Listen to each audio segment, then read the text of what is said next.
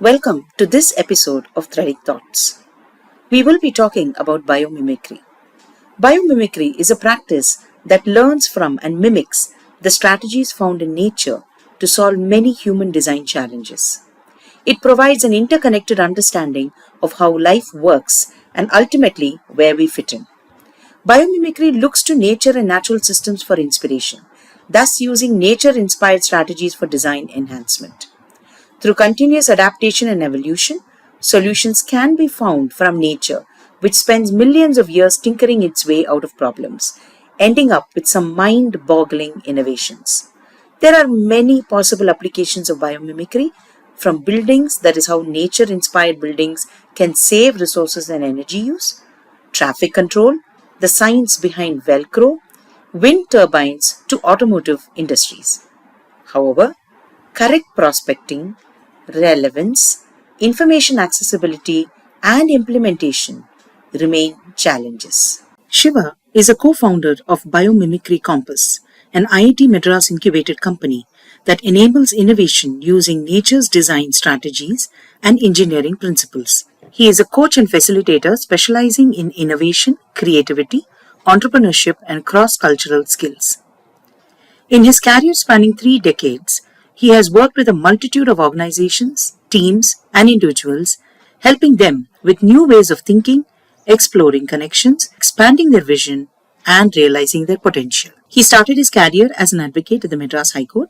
Subsequently, he worked with TCS, where he was evangelizing innovation. Shiva also worked with the Indian national cricket team with Greg Chappell on the connections between creativity and sports. Shiva is a guest faculty at IIT Madras, where he teaches courses on creativity, entrepreneurship, life skills, cross-culture, and biomimicry.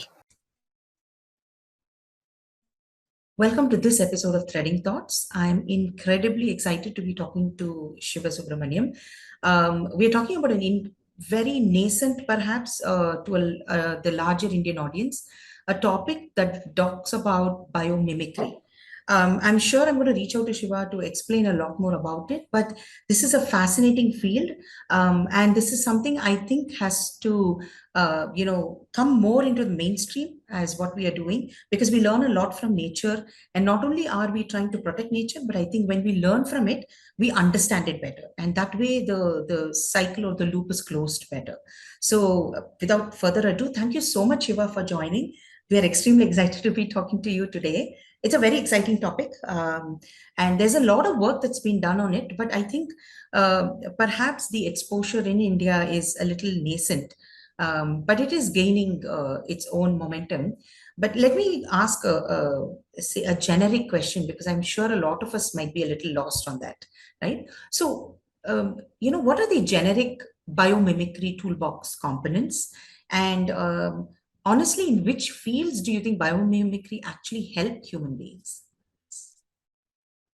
Okay, so thanks, Mridula, for the opportunity. It's always a pleasure to speak on several things, but of late, biomimicry Biomimicry. biomimicry is consuming a lot of my time. So it's always nice to do that. In answer to your question, the first thing is, what is biomimicry, right? Biomimicry is imitating the technology of nature, or imitating what nature does. For instance, if I have a problem to solve, then the question I can ask is, how does nature solve that problem? And I look at the solution that nature has for that problem. I'll find out whether my problem and nature's problem fits functionally. And then I will find out how nature has solved that problem and use that solution to solve my problem. So what we are really talking about is imitating the solution of nature. So from that point of view, in answer to your question, there is no, the toolbox is what the definition of biomimicry is, right? The definition of biomimicry is looking at nature, understanding nature's innovation, imitating or copying that technology, and using that as a solution for ourselves. So the toolbox, if you look at it as a toolbox point of view, you will have the following components. You will have to first have the component of what is the question that you have. Right. How do you define the question? right? How do you define the question? The second component of the toolbox is, what is the process for extracting the solution from nature? Now, if I look at the lotus leaf, I can't just look at the lotus leaf and say I'm imitating the lotus leaf. Correct. I need to say, what is the problem I have? What is the problem that lotus leaf has that it is solving? The problem that I have is I want to keep my clothes clean, my fabric clean. Correct. The problem that lotus leaf has, it also wants to keep itself clean. Now, what is the context of the lotus leaf? The context of the lotus leaf is it is found in ponds and things like that. So the second second part of the toolbox is, what is the context? The third is, what does the lotus leaf do to keep itself clean? Then I look at the lotus leaf. It's got these small microstructures. Water falls on the microstructures. The water is washed away. Along with the water, the dirt is washed away too. Now I have learned what the lotus leaf does. Then I look at the lotus leaf, I abstract what it does, and I imitate the technology onto my fabric. So I ask myself, can I make a fabric in which microstructures can wash away the water along with the dirt? So what I have now, I have a solution that I have imitated, that I got from the lotus leaf, that of keeping fabric clean.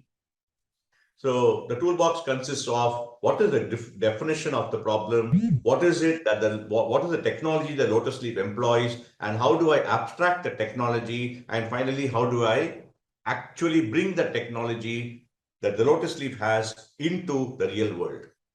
No, but that's Long very answer. fascinating. No, it's not at all. Actually, you're absolutely right. Most of the time, the solution is found only when we know what the actual problem is. Right. And currently identifying the problem. But I also think what is important here is matching it with the, the nature that actually answers that problem as well, right? Yes. So I'm sure in your experience, you would have had people identify problems, but isn't it difficult to actually identify the innovation that happens in science or nature as an exact match? How do you go about that matching? How do you know where to match, Okay, the question is, how do you know what in nature is solving that Absolutely. problem? What is the one that actually will give you a solution? Yeah. So first you get your problem, right? You find out what your problem is. Let's say you want to do, let's say the problem is that you want to do some team building, right? You want to build a team. So now you've identified your problem. Now you'll have to believe that nature has all the solutions that you're seeking. You cannot say, no, team building, nature may not have the solution. You cannot say that, right? Then what you do is you ask yourself, what is the function that you want to achieve? Correct. So in team building, what do I want to achieve? I want to achieve the function of everyone communicating very well to each other. And therefore, the team building function is everyone communicates very well to each other. Right. Then I use that word communicate, and I ask myself, how does nature communicate? And then there is this brilliant website called asknature.org, where all the functions of nature are tabularized, are in tabular form, right? And I go to that function, I look at communication, and under communication, you will get about 10 or 20 organisms that employ team building communication skills. I choose one of those organisms and then abstract the strategy of that organism, and I try and imitate it. So in answer to your question, once I identify the problem, I ask myself, what is my function? And then I go to the Ask Nature website and I pick up the organism. That is a very, what should I say, a lazy person's way of doing it, because Ask Nature is such a beautiful resource that you really don't. So the question is, what used to happen before Ask Nature? That was where I was coming to. Yeah. So the question is, then you have to go into biology, ask people who are interested in natural science, ask people who know the forest very well. It was really must have been tough. So the evolution of biomimicry can directly be related to the growth or the authors of the Ask Nature website. Absolutely. And how simplified the process has become, right? Because if you're Correct. talking to experts, you need to get their time, you need to be able to connect with Correct. them. True. So it's not that simple a process. No, but that's fascinating. So identify the problem, but more importantly, the mapping has to be well done, because that is what is going to give you the easiest and fastest solution. And then Correct. the third is actually working on a systemic, solution for this problem. And that's beautiful. But quickly, I wanted to loop back and ask you. So, for example, if I take a quote that, as you mentioned, like a lotus leaf, all of these require manufacturers. How is that, downstream manufacturing? How has that evolved over the past couple of years? Because they need to actually address the issue as well, right? I mean, they're answering a problem that wasn't answered. Biggest problem in innovation, right? I mean, I would have been so happy to just stop now and wax eloquent about biomimicry and say, great, both of us will say great to each other and go away. The problem really comes when you have to. I was actually speaking to my partner, Mrinalini, who is also the CEO of the Compass. And I was telling her the real test in not just getting the solution, but actually making the solution work in a lab, right? And there, I think I'm not sure anyone in India has actually yet succeeded in doing any sort of manufacturing using biomimicry. Not yet. There's only one company called EcoStep, which has actually done a lot of work on biomimicry, imitating the cow's stomach and the sewage system. I actually have a video on EcoStep. I can show it to you later.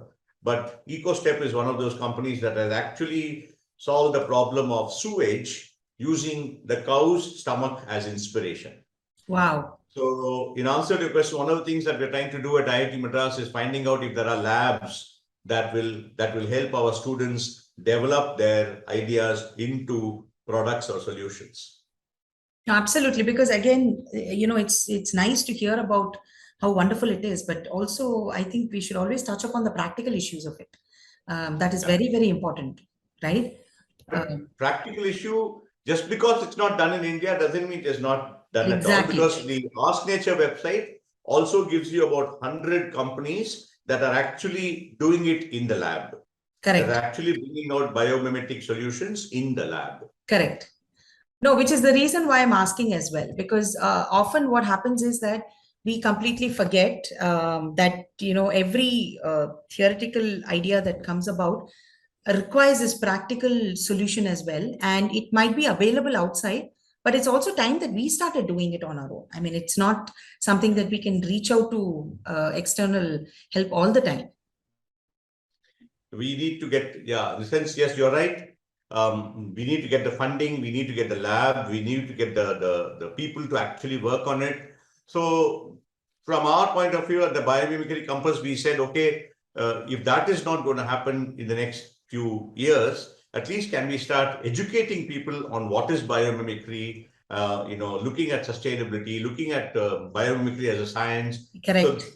like you started very well, right? You said it's a very nascent science. And we are right now, maybe I think biomimicry is about 10 years old or a little older than that. And we are about 2 years old now. So hopefully people listening to this, at least some industrialists or some people who actually own labs and all that, hopefully when they listen to it, they'll see the potential of biomimicry and actually start making stuff that are Absolutely. biomimicry in nature. Absolutely. And I don't think that that day is very far away. It takes time, but there's so much of effort that you've been putting in. So it's sometimes the exposure and the knowledge as well. And, the other question that I had was, what are systems, right? Uh, we hear it bandied around a lot. So I think that explanation will help us. How do they fit into the learning objectives of biomimicry? It's we know what systems are perhaps, but in our understanding, we might have a different view of it. So perhaps how does it fit into biomimicry per se? So it's very strange you ask the question, because I started learning system thinking during the pandemic. And from system thinking, it led me to biomimicry simply because of the connections that exist. That's all. That's really, I know that there's much more than what I'm saying in biomimicry and systems thinking, but for me, the interest in system, in the aspect of systems thinking in biomimicry is the connections that you draw between nature and other organisms, right? For instance, what are the connections that nature has built itself in order to connect to other? For instance, there's something called the Wood Wide Web, right? Right. There's something called the Wood Wide Web. What is systems thinking? Systems thinking is that there are elements, and each element depends on another element for its sustenance. The body is a system. The heart is a system, the lung is a system, the stomach is a system, the brain is a system. All of them are elements, but the heart cannot do anything without the brain cannot do anything without the lungs cannot do anything without the stomach. So there is an interdependency and there is an interconnection. So essentially that's what a system is. Human body, system, elements, dependency, interdependencies, interconnections. That's it. So now the question is, where are the elements and the interconnections and the interdependencies in nature? If you look at nature, if you look at the natural world, all of the natural world is a tiger, for instance, cannot survive alone. It depends on something else for its survival. It's connected to something else for its survival. So all of nature is connected or interdependent in some way or the other. Correct. There is a beautiful video on how wolves change rivers. If there is time, I can show you that video, and it's amazing how the introduction of wolves in the Yellowstone Park has actually allowed the rivers to take new shape. It has actually spawned new vegetation. Correct. It has actually brought back animals that were extinct and that were getting destroyed and all that. Therefore, the connection between the introduction of wolves and the appearance of animals is a brilliant video on how systems and biomimicry is connected. Nature is connected. Absolutely. So it's a sum. It's not its individual parts alone, right? The entire sum creates a system. And that video was absolutely phenomenal because I was fascinated on why introduction of wolves would change the entire biodiversity of such a large area. And I saw this many years, I think, ago, and it is fascinating. And I thought how they beautifully captured it. There's no doubt about it. They beautifully captured it, but they also systematically showed the effects of this happening. And this is unbelievable, right? And so how would you take it as, say, as a practical example, systems in and biomimicry in something that has been done, perhaps? So one more example, one more video that you can see is called "How Whales Change Climate." That's also a nice video. Okay, I haven't seen that. On the connection between climate change and whales. In answer to the question, one of the videos that I have been very inspired by is Attenborough's video on the sloth. Yes. Right? Now, the sloth is a very slow animal, but in spite of that, it comes down every week, I think, and it allows the plant to get fertile. It relieves itself at the bottom of the tree, even though it's very dangerous for itself, and then it goes back. But thereby there is what is called this mutualism between the sloth and the tree. And I think I know that it'll be a difficult connection, but I believe that there is this connection between one animal in nature and another organism in nature that connects them into benefiting each other because of something. So this could be a way of explaining systems and nature. The more important thing, I think, is what is happening in the world today because of certain things being extinct, certain things being absent, other things are dying and all that. And somehow we are not able to see that connection in nature. I think it's difficult though to extrapolate unless you actually spend the time to understand, Shiva. Because when you don't understand something, it is difficult to extrapolate the essence of what it is. You see it as something that is happening, but you don't understand why it's happening. So, for example, when you talked about lotus leaf earlier on, we have all read about lotus leaf right from our young age. But to actually understand how it can help us is something very different, right? Practically, how can we use it to something else is very different. But NASA should be using quite a bit of biomimicry, I understand. in Who, what we NASA? do, right? Yeah, I don't know. they should be, because we get things many years after they have actually utilized them for something else, right? And we find new uses. But they learn a lot, not only from science, but from nature as well. What we are doing is connecting biomimicry to the UN SDGs, because very often students find it very difficult to look for a problem to solve. The UN SDGs provides a very direct way of looking at a problem. There are Correct. already 17 problems over there. And what we are doing is we are using the UN SDGs as the platform. So students pick out one or two goals, one goal, and they use the biomimicry process to look for solutions for that goal. Why I have this slide is because I think biomimicry is part of the innovation process. Many of us can learn biomimicry in order to increase the canvas of creativity, increase the number of tools that we have. So this is how I start introducing biomimicry. But then, so essentially, biomimicry is learning from nature.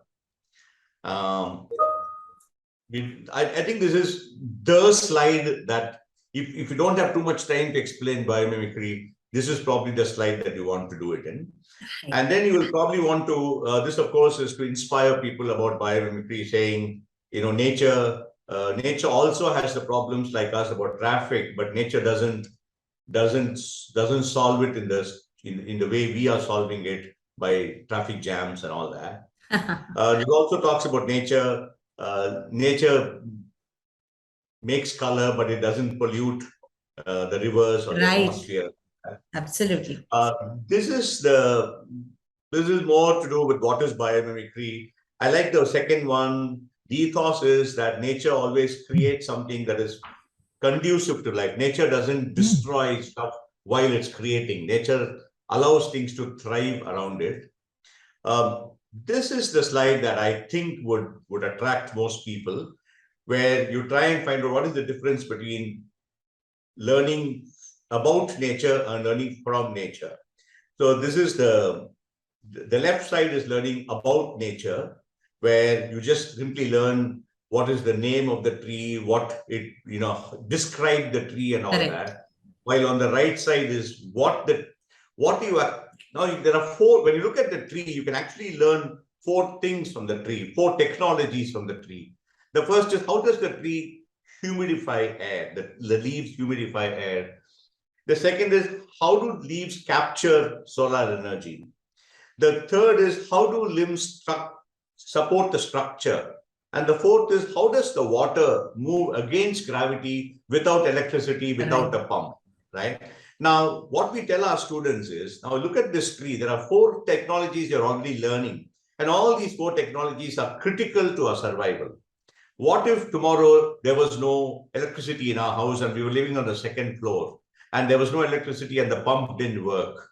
Now, can we bring about a system by which we don't have to depend on electricity? We can actually learn, because the tree is doing that. The coconut tree is very, very tall, right? In spite of the water going from.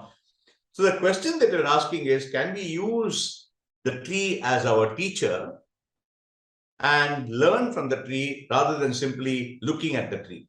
So this slide is that slide where you understand what really biomimicry is.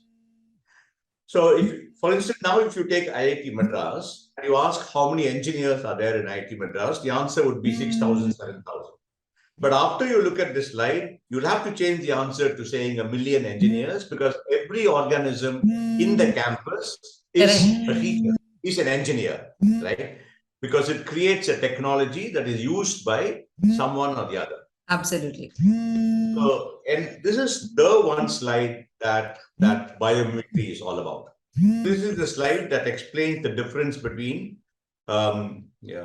learning about nature and learning from nature. And then I also had seen, one of the questions that you had was about biomorphism and all that, right? Yeah. So this is the slide. So this is biophilic design. This is not biomimicry. Where Ha. biophilic design, the word is philia, which is liking for nature. So getting plants inside your house and all is nice, but that is not biomimicry. That is like wanting to be with nature, With not nature. wanting to Correct, correct. imitate nature. There's a big And difference. and you're not learning from nature, honestly. You're just Yeah, with. you're simply, yeah. And again, here, is this biomimicry? It is not, because it is biomorphism, where you Ah, make something that looks like nature. So this chair looks like a lotus leaf, right? Lotus flower. And again, is this, so this is a standard question everybody asks. Is this biomimicry? It is not biomimicry because it's called bioutilization, where wow. you use nature. You use nature's, the Ayurveda and things like that. You use turmeric, etc., for healing and all that. So the final question is, what is biomimicry? Is this biomimicry? So this is biomimicry. Why? Because you are learning from the shark that the shark is repelling bacteria, and then you look at how the shark is repelling bacteria, and then you find out if you can make something out of that, whatever you learned, what is the technology of the shark, and you come back and say, so the Sharklet Oh, Technologies is the company. Sharklet Technologies is a company that uses the shark's technology of repelling bacteria into making dressing for wounds and antibacterial film, urinary catheters, and all that. So this is absolutely. biomimicry because you're imitating the technology of the shark. Fantastic. Right. No, this is very clear now. Because all of these are sort of combined into biomimicry in when we don't understand what it is actually. So I think that's a great elucidation of what each one is, right? And its value. So that's absolutely great. So what do you imitate? You imitate three things. You imitate the form of biomimicry. You say, I want to imitate the shape, I want to imitate the process, or imitate the system. When you say form, the example for that is the kingfisher's beak, the Shinkansen bullet train, where the bullet train had a problem. The problem was when the bullet train was going in tunnels, it was making a lot of noise. Fortunately for the world, the engineer who designed the bullet train was also a bird lover. So he looked at the kingfisher's beak and he found that the kingfisher has what is called a splashless dive. A dive, it just goes straight into the water like that. So he drew a connection between the splashless dive and the problem of the noise of the bullet train. And he designed the bullet train using the form of the beak, a technology that the beak has in the way it is shaped. And he came back and designed the bullet train with that technology in mind. And he found the bullet train is making much less noise than it was before. This is a classic example of the imitation of form in biomimicry. Wow. And then we have a brilliant example for imitating process, which Ah, is how to imitate the operation of behavior or something. So this is called the Eastgate Center in Harare. Now, Harare is, of course, everyone knows, very hot and humid and all that. The architect's name was Mick Pierce. Now, Mick Pierce was tasked with the task of building a mall in Harare called Eastgate Mall. He was given a very important mandate saying that don't use too much energy for air conditioning. Now, any architect would have run away from that project saying, I can't do this. But fortunately for the world, Mick Pierce was also an ecologist. So he looked at how termites maintain a constant 29-degree temperature in their termite mound that you see on the left.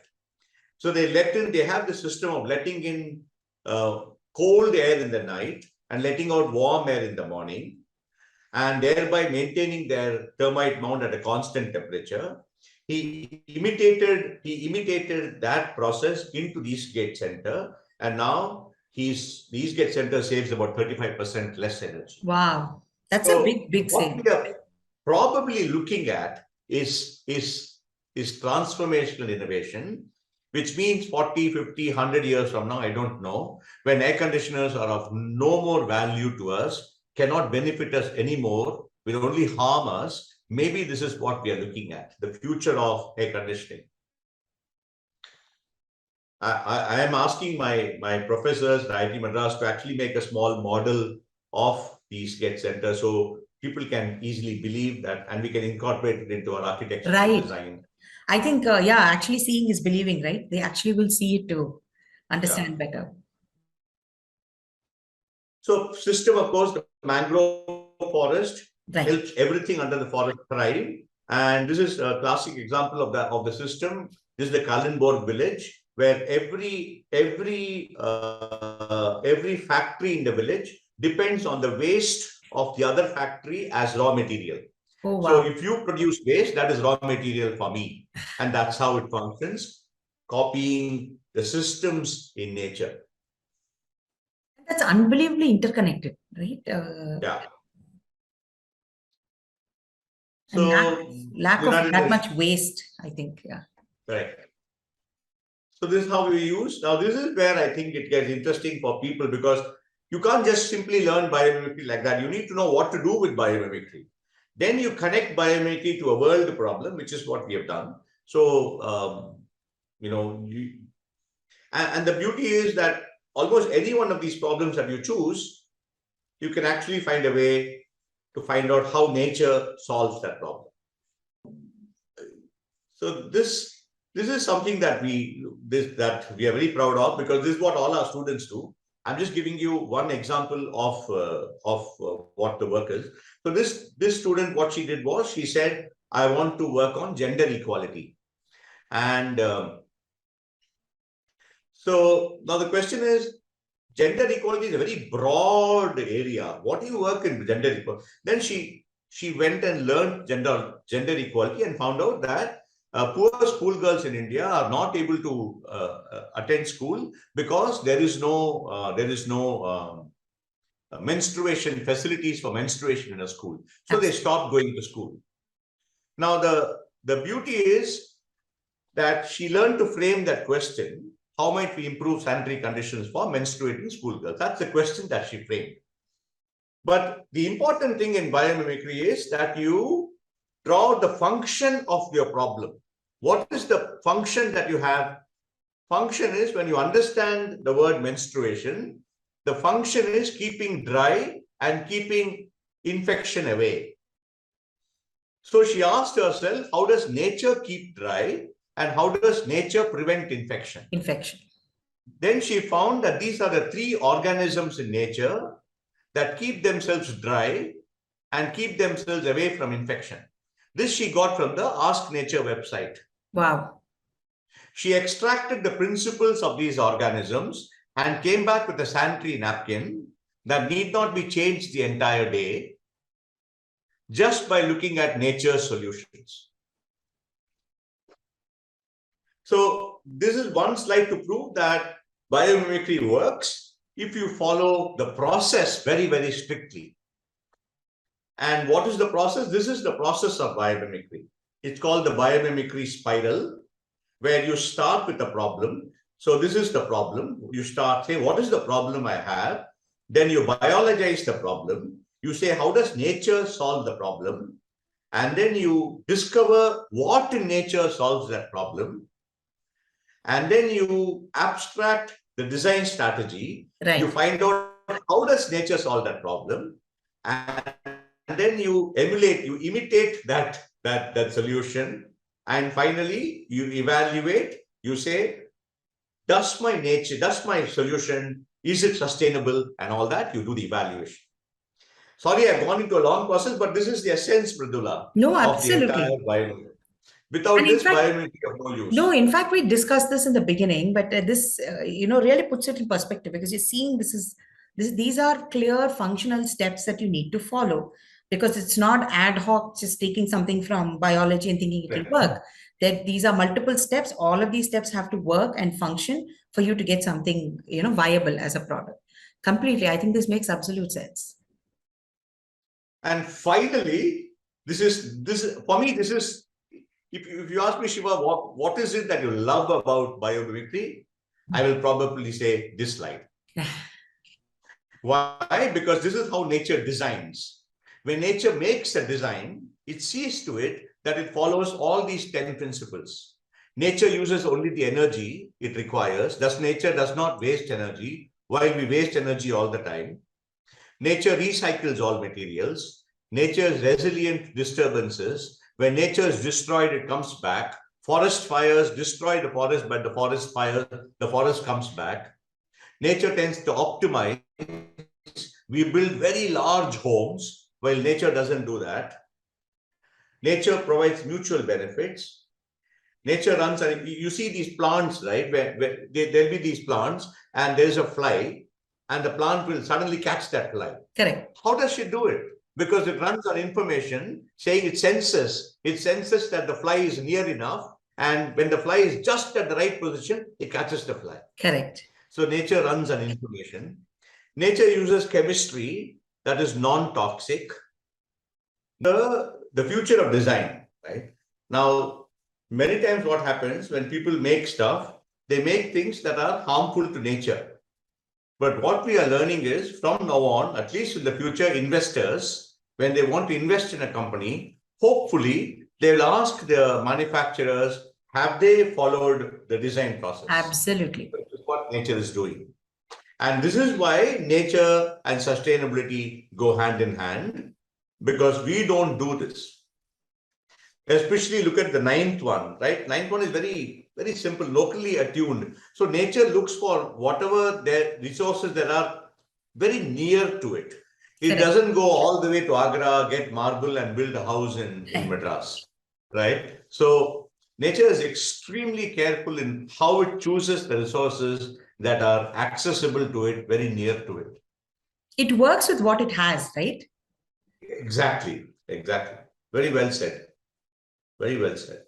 And so I think that if there is something called biomimicry 2.0, then this is what it is. So this is just a simple example of, we had this conversation with some people on life skills and nature's design principles. So we found a lot of insights on how we can lead our life using those design principles.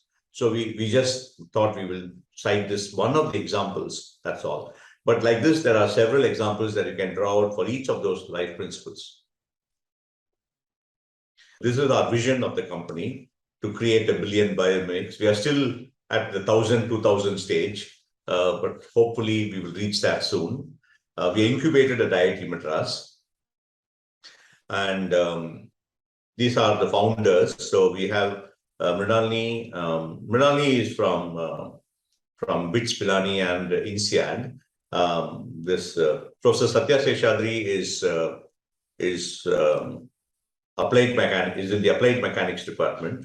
Shiva was the former dean of students in applied mechanics, and this I don't know who this is. Somebody called Shiva Subramaniam. I might know. So okay, so this is what we are doing in schools. This is something interesting. This project, we are trying to take biomimicry to schools, and we are trying to teach it in Tamil. This is a Tamil medium school. So we are trying to find out how to teach it in Tamil. Only thing, approach for schools is a little different, because schools, they're not so there's not technology so much. But the effect of what happens when you teach biomimicry is the respect for nature is increasing. So, for instance, I'll just show you one exercise. So this exercise we gave to the children, and at the end of this exercise, we asked the children, "Who are your teachers?" And they say, Revati is my teacher, Bhuvana is my teacher, Priyanka is my teacher, and I have a new teacher called nature. So that was the effect we thought we wanted to bring to schools. I have a quick question, since you mentioned schools. My quick question is, why is there a need to understand biomimicry? And how can we engage in a better dialogue? And why is it important to learn from nature? Why is it important to? Learn from nature. For the future, okay. Why do you think it's important? Okay, so that's a great question. Compliments for that question, right? That goes straight to the heart of the matter. Now, there's a lovely book called Ishmael. I'm going to answer this question in a different way. There's a very beautiful book called Ishmael, Ishmael. Now, in Ishmael, the first line in Ishmael is teacher ready, student teacher ready, student wanted. So Okay. this guy, he applies for that. And he applies for that and he goes into a large room, very dark room, and he sees a gorilla sitting on the other side of a glass wall. The gorilla says, please come, I am your teacher. Okay. And you are my student. And that's how the book starts. Now, this is, you may be wondering why is Shiva speaking about a book when I'm asking him a question. But this book captures the essence of the answer. Because in this book, the gorilla asks this guy, he says, what have we done? What mistake have we done that you people are harming us so much? What is it that we have done? Just let us know. What harm did we do to you that you are harming us so much? Do you even know that you put a tiger in a cage and the tiger is going up and down, up and down, up and down, up and down all day long? Do you even know what the tiger is asking? The tiger is saying, why me? Why are you people doing this to me? Right? Now, if you look at that question, Mridula, why me? Why are you doing this to me? What we understand is as human beings, we have looked at nature as separate and we as separate. And that is the problem. The separateness that I don't know why we have done that. Right. Because evolution, everything tells us that we are not different from nature. That the fish is a relative of ours. The amoeba is a relative. All the animals are related to us in some way or the other, right? We share their genes, the DNA. Correct. And that is where I think the reason for teaching biomimicry in schools is important, because you bring back the inclusiveness of nature into the human world. You let the small children know that nature is not different and you're not going to gain anything by killing that tree or that animal, because it's like killing your own kith and kin. So in answer to your question, I think for me personally, this is what I want to do with schools, saying you are not different from nature. Don't look at nature and say they and us. So that's where I think the need for biomimicry, which is why I said at the end of the biomimicry class, all the children started looking at nature as teacher. Their teacher, right? And once you look at nature as teacher, then you don't spit on your teacher, you don't throw garbage on your teacher, you don't destroy your teacher, right? Because all of us respect our teachers. So I'm sorry for the long answer, but this is the problem that that biomimicry will address. But that's beautiful, because not only are you sort of pointing towards how we can learn from nature, you're also showing us how to sustain and protect nature as well, right? There is this respect that you bring in. When you learn from somebody, you bring in this respect, and hence you will Correct. take care of that, right? So it actually has unintended consequences, or perhaps they are intended, but definitely consequences that are towards a better world. And to bring back more flora and fauna that we have lost, you need to take care of it, and then you learn from them. It's a cyclical process. It's like you never, it's like a chicken and egg. You don't know which one comes first, but there's always something that you can do towards nature. And this is amazing, because for school children, I think perhaps not the practical hands-on aspect, but to understand why it is important itself is a big journey. And for others, I think, like you said, there are so many, for example, that menstrual pad that they did. That's a great learning, which none of us would have thought about. I'm sure, because now that there are many, degraded. You can throw it into a pit, and you know that it's not going to harm nature like plastic. But that has only come now because you want to sustain nature. But to understand how nature works and to incorporate it into it, I think that itself is a huge step, right? And it's one of the many steps, I think, that you have done. And you sort of touched upon, biomimicry, biophilic, biomorphic, and I think that really helped understand how, in different ways, we can bring nature in or be one with nature. But that is not essentially biomimicry, and for that, I think a deeper understanding is required. And it's just been absolutely amazing, Shiva, talking to you. I know there are many more questions, and I'm sure there's a lot more you want to share. But it's really important for us to take the first step to understand. And as I told you, I engage with anything that piques my interest. And biology is definitely somewhere top on that list. So the moment I saw it, I was like, I must learn more, because when we talk to people, we actually learn more. And then we realize how little we know. So there's this step up that you do to learn more. So I thank you so much for being part of Threading Thoughts today. Seriously. Right. Thank you.